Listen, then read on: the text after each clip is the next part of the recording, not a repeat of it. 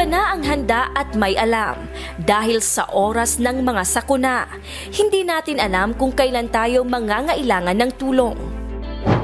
Kaya gano'n na lamang ang pagpapahalaga ng UNTV News and Rescue sa advokasya ni Kuya Daniel Razon na pagtulong sa kapwa. Naglalayon itong matugunan ang sino man na nangangailangan ng tulong sa panahon ng emergencies. Para mas marami ang maabot ng advokasiyang ito, 12 qualified na miyembro ng UNTV responders mula sa Visayas ang sumailalim sa isang level up na training, ang Emergency Medical Responder Training at Training on Trainers. Ang mga nasabing rescuer ay mula pa sa mga probinsya ng Palawan, Iloilo, Leyte, Negros Island at Bohol. So una-una, ito ay doon sa direksyon na gusto ni Kuya Daniel at ng ating Deputy Chief na si Sir Jerry Panghulan na magkaroon pa tayo ng mga dagdag or additional instructors sa iba't ibang lugar sa Pilipinas. Ang pinakamabigat na obligation dito is yung additional skills and yung additional na knowledge kasi habang umaangat o habang naglaladerize yung training na kanilang natatanggap ay yung kaya nilang i-perform doon sa patient ay mas lalong dumadami. And sa gayon, itong ang training natin na to ay leading to instructorship siya. Kaya ang isa din sa, syempre, na pinaka-main task ng ating instructor ay to communicate doon sa mga tinuturuan niya. Sa naturang pagsasanay na ginanap sa Cebu City, nasubok hindi lamang ang kanilang kaalaman sa first aid, maging ang kanilang kakayahang mag-isip ng maayos at magsagawa ng tamang pagsusuri sa isang emergency situation. Sinubok din maging ang kanilang abilidad sa pagharap ng mga tao at kakayahan sa mabuting komunikasyon. Malaki po pagkakaiba ng training namin dati sa basic tsaka sa ngayong training na to kasi gawa ng basic lang po yung ituro sa amin. Basic yung splinting, kung paano mag-manage ng nadideform na buto o mga body parts ng tao. Sa training po namin ngayon, napakalawak po. Kumbaga, nasama na po yung medical. Napakalaking na idagdag na kaalaman po sa amin sa training na yun. Training po ko noon, more on basic informations at basic skills po regarding sa life support and first aid.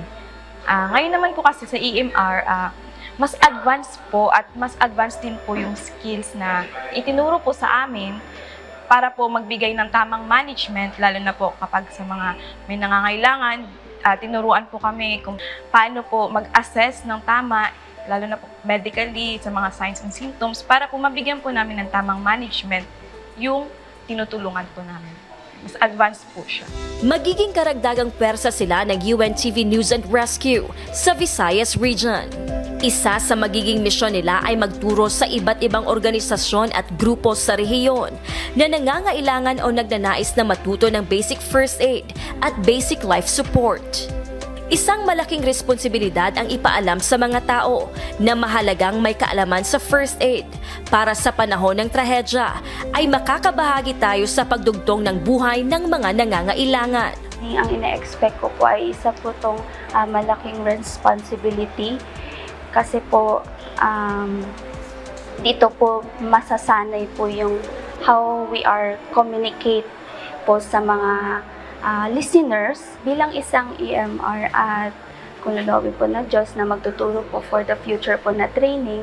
Ang ina-expect ko po ay ito po ay malaking responsibilidad or responsibility na bilang magtuturo dahil ito po ay continuous po na learning para yung mga natutunan po namin na dito po sa training ng EMR ay maibahagi po namin sa mga kapwa po namin na responders. Hindi ko po maisip na dati po ay isa po ako sa mga nakikinig lang po sa mga trainings at nakikinig lang at nagpa-participate. At ngayon po ay nabigyan po ng pagkakataon na makapagturo po at posible na makapagturo po sa mga estudyante, sa mga ay overwhelming po na feeling po sa akin. Sa tulong po at awa ng Diyos ay gagawin pong lahat na makakaya para po na-build po yung aming mga confidence at maging competent sa pagtuturo sa ating mga kapwa-tao. Matapos ang pagsasanay sa Visayas, ang mga piling rescuer naman sa dako ng Mindanao at Luzon ang sasabak sa level up training upang maging bahagi ng emergency medical responder at instructors. Gladys Tuwabi, UNTV News and Rescue. Diyos ang aming sandigan, serbisyo publiko ang aming pinahahalagahan.